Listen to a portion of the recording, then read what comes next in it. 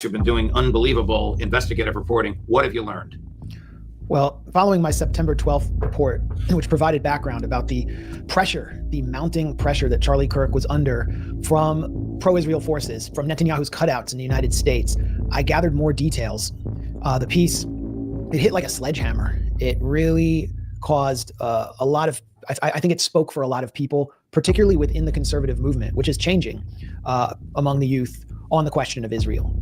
And more people started coming out, and more people started talking, and people were talking to me.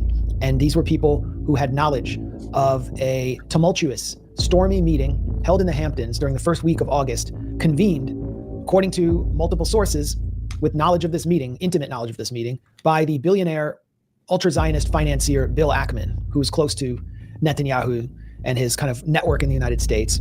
Charlie Kirk was summoned along with an array of young, sort of vapid, very avaricious conservative influencers who seemed to be sort of in Israel's back pocket to set a very pro-Israel tone for this meeting.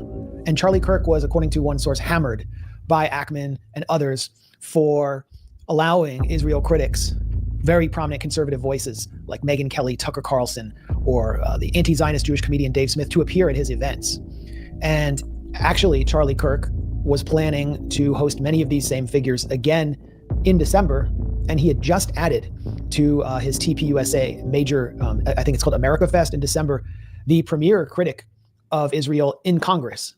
I didn't say Republican critic, I just said premier critic, because that's what she is now, Marjorie Taylor Greene, which really reflected his shifting views. And Ackman, according to multiple sources, had this meeting to basically bully Charlie Kirk into submission. Charlie Kirk walked away, according to one person, feeling like there was an attempt to blackmail him. He refused any offers of funding and also refused the offer to travel to Israel and meet with Netanyahu. And Charlie Kirk, according to a longtime friend of his, who I spoke to, considered Netanyahu a disgusting bully who was a manipulator and was fundamentally dishonest. And this stands at complete odds with the picture Netanyahu has tried to paint in not just one, but I think 5 or maybe 6 tweets since Charlie Kirk was killed. And additionally, I mean, I think it's important to recognize what Netanyahu was doing.